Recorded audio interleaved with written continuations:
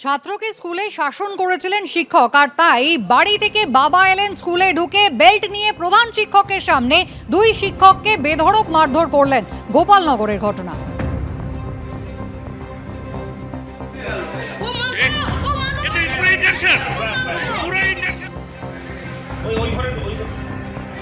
ক্লাসের মধ্যে বিশৃঙ্খলা করায় ছাত্রকে শাসন করেছিলেন শিক্ষক। বাড়ি ফিরে নালিশ করে সে, শুনেই স্কুলে ঢুকে প্রধান শিক্ষকের সামনে এভাবেই শিক্ষককে মার দিলেন বাবা। কালো ব্যাজ পরে থানায় এসে অভিযুক্তের বিরুদ্ধে অভিযোগ দায়ের করা হলো। তো আমাদের স্কুল তো ক্লাস নিতে গেলে মিনিমাম যে শাসন সেটা তো করতেই হয়, সেটা তো হয়েই যায়। তা না হলে তো সেটা তো স্টুডেন্টদের ভালোর জন্যই করতে হয়। কিন্তু সামাজিক যা পরিবেশ পরিস্থিতি দাঁড়িয়ে যাচ্ছে এবং আজকের যে ঘটনাটা ঘটেছে, অত্যন্ত শিক্ষক হিসাবে আর কি এটা আমাদের প্রত্যেকের ক্ষেত্রেই খুব মেনে নেওয়া খুব কঠিন আর কি। অভিভাবক ওই যে অভিভাবক প্রথমে এলেন আমার ঘরেই, ঢুকলেন, ঢুকে তিনি অত্যন্ত উত্তেজিত। আমি তাকে বারবারই বসতে বলেছি, কি বিষয়টা বলুন, কিছুই শুনতে চাই না। তারপরে হঠাৎ একটা কোমরের থেকে বেল্ট খুলেই শিক্ষকের উপরে চড়াও। তার তো লাগলোই, গিয়ে আমিও তো আবার ঠেকা দিয়ে আমারও যেটুকু যা হওয়ার। দক্ষিণ চব্বিশ পরগনার বারুইপুরের পর এবার আপনাদের দেখাবো হুগলির আরামবাগের ছবি। সেখানেও কিন্তু বিজেপি বনাম বিজেপির হুগলি জেলার সহসভাপতির ছেলে, তার মাথা মেরে ফাটিয়ে দেওয়া হয়েছে বলে অভিযোগ। তার স্ত্রীর হাত মেরে ভেঙে দেওয়া হয়েছে, এমনটাই অভিযোগ। হামলা চালিয়েছে দলীয় কর্মীদেরই একাংশ, এমনটাই অভিযোগ উঠেছে। গেটটাকে ভেঙেছে, ভেঙে ঢুকে একবারে এইখানে তো দুয়ারে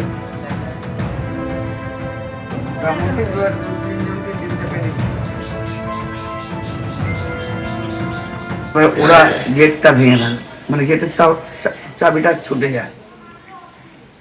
চাবিটা ছুটে গেলে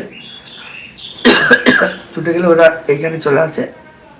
আমার স্ত্রী বলে কি হয়েছে বলে এগিয়ে যেতেই আমার স্ত্রীর হাতে মারে শাবল দিয়ে, লোহার শাবল দিয়ে। কি করে বুঝবো কারা?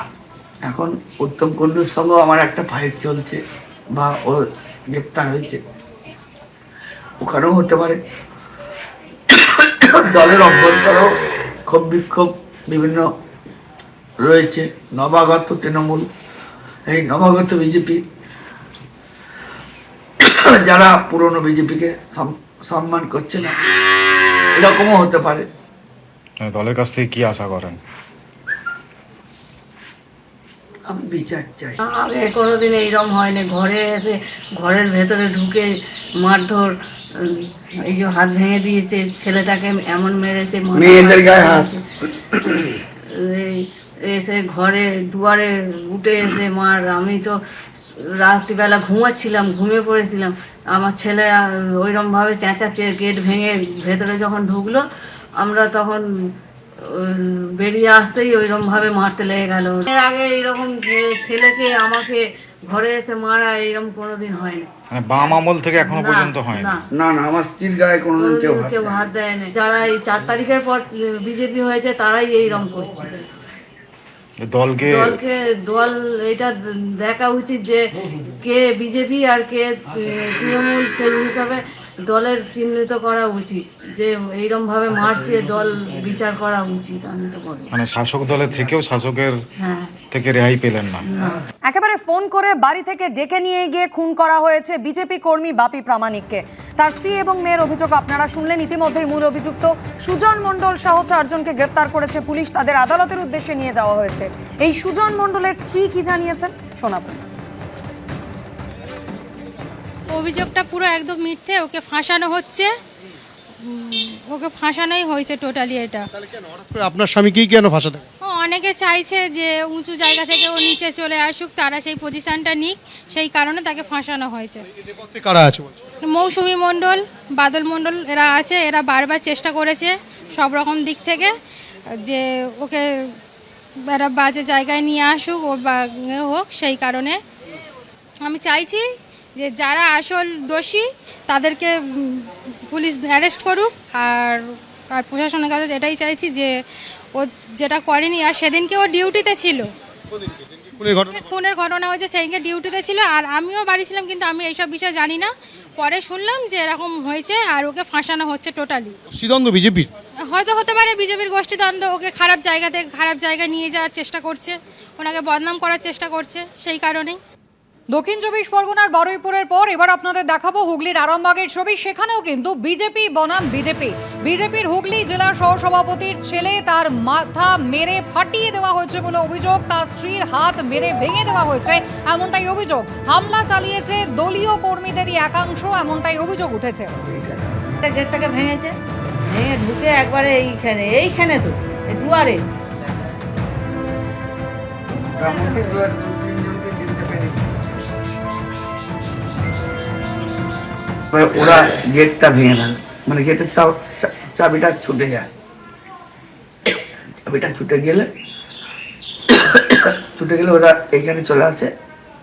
আমার স্ত্রী বলে কি হয়েছে বলে এগিয়ে যেতেই আমার স্ত্রীর হাতে মারে শাবল দিয়ে, লোহার শাবল দিয়ে। কি করে বুঝবো কারা? এখন উত্তম কুণ্ডুর সঙ্গেও আমার একটা ফাইট চলছে, বা ও গ্রেপ্তার হয়েছে, ওখানেও হতে পারে। দলের অভ্যন্তরেও ক্ষোভ বিক্ষোভ বিভিন্ন রয়েছে। নবাগত তৃণমূল, এই নবাগত বিজেপি,